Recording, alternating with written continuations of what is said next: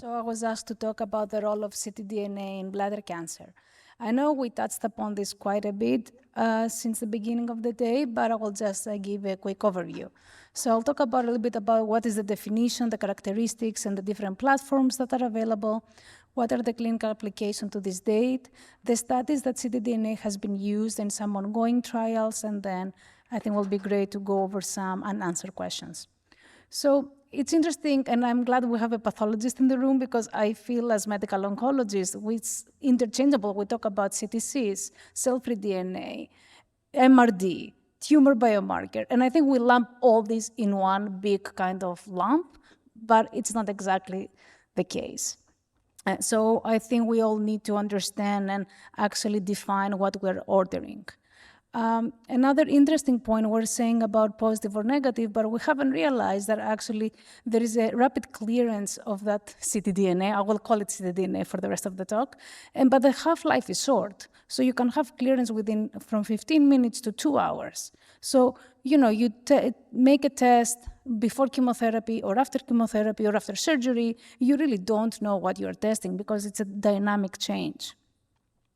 So, at the same time, we try to identify some cancer cells in their circulation, but there are different platforms. Some they're checking the methylation status, some RNA, some DNA. At the same time, as years evolve, newer companies and now AI are coming into play, and they come to the clinic and they start advertising that they have the best available platform. They can use it for free. They will charge the insurance. They will not charge the patient. And again, being Greek and touching base with my Greek colleagues, over there, everything is expensive. Like to order an Atera, it's about $4,000 or euros. So, and that's for one-time test. So it becomes really unethical to me that, I will test every single patient if I want to in my clinic, and I cannot test my relative, in Crete. And all these make us realize that we don't know what we're ordering, we don't know what tests we're getting, but our goal is how can we identify micrometastatic disease? So how have we seen this technology being used? We do it to see if we can identify cancer early, and oftentimes, especially in the adjuvant setting after neoadjuvant chemotherapy, if you have early detection, you may actually have early intervention. You may give nivolumab based on that. At the same time, early detection is not the opposite of lack of detection. But if you don't identify micrometastatic, you may not treat the patient, so you can prevent them from the cost, you can prevent toxicity. And then we have been talking all this morning about biomarker. Is really ctDNA prognostic biomarker? Or does it really help us understand a scan? So there are times that we do imaging, especially in patients who received immunotherapy or a disease, and you see something in the lungs, and you say, is this disease? Is that infection? Is that pneumonitis? And then you go from a negative ctDNA to a positive, and you say, maybe actually you start having some recurrence. So sometimes can be complementary or confusing to the imaging. We try to use it to monitor treatment response.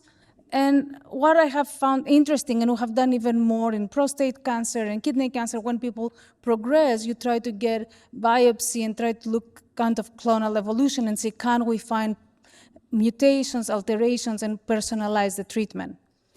But where I think is really helpful, and we're just talking with Dr. Lenahan during the break, that ctDNA can be helpful when we don't have tissue.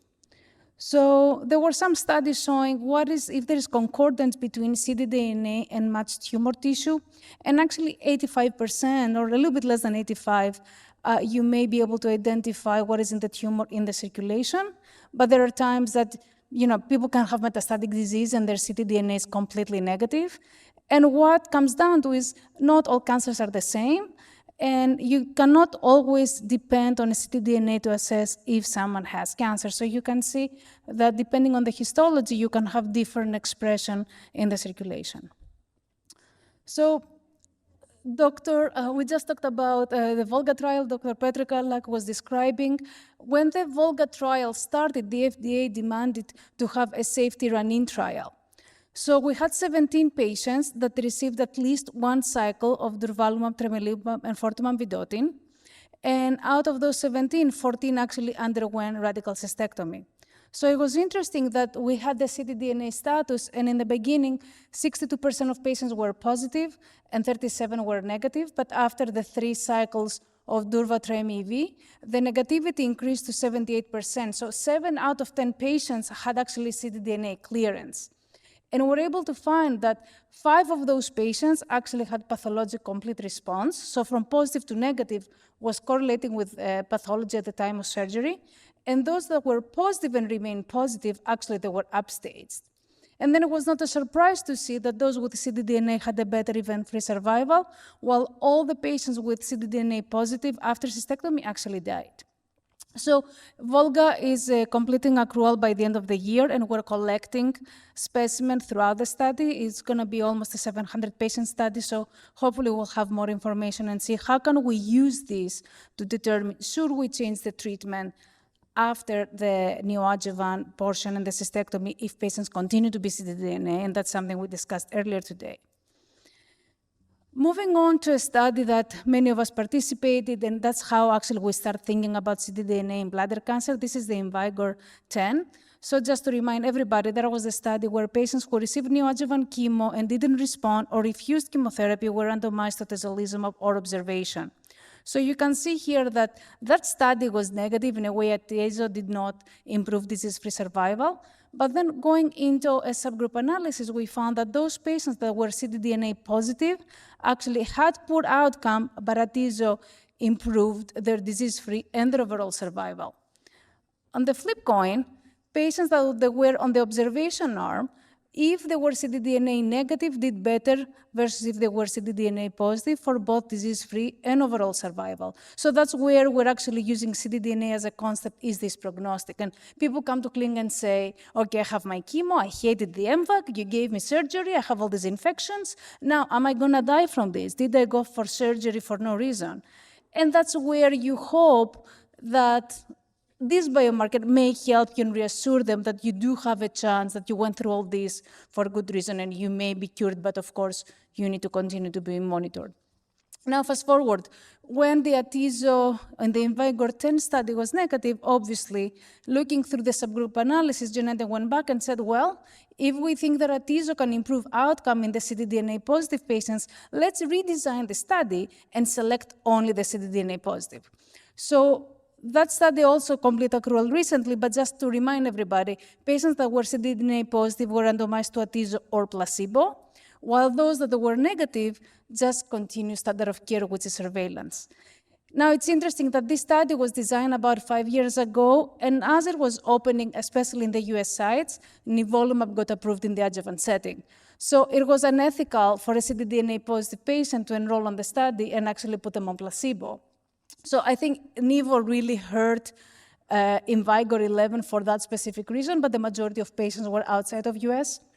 And while the study is not, we don't have all the data yet, but Tom Powell just presented the population of the ctDNA negative patients, and actually what he presented is that actually within 1 year, the disease-free survival is down to 92%, and in 18 months, 88%, so that goes back to negative predictive value and all those concerns. So someone can walk in and be ctDNA negative, and still they have a good 12% chance of having recurrent disease. So clearly, it's not gonna be a perfect marker.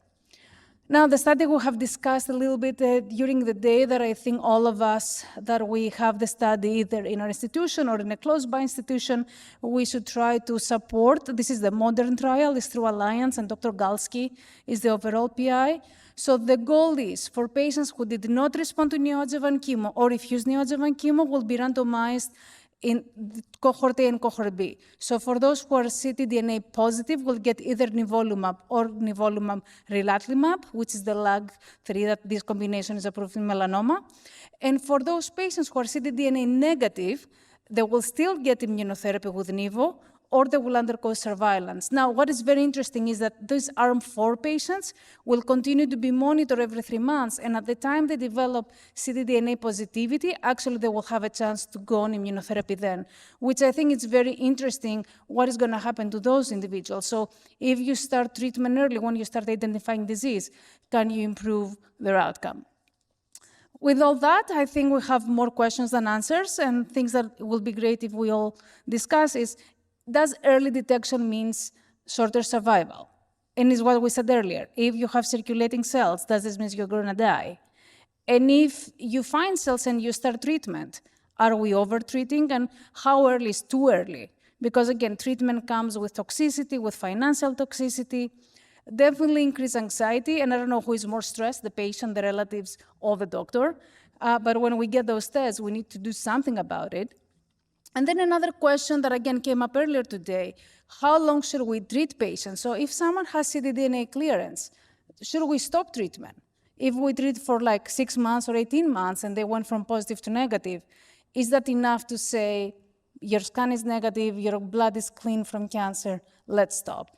And last but not least, I think we need to work with our experts, engineers, technology, pathology, to try to find what is the best platform to use. So I think there is hope in the future that we can start seeing the invisible and make the impossible possible. Thank you.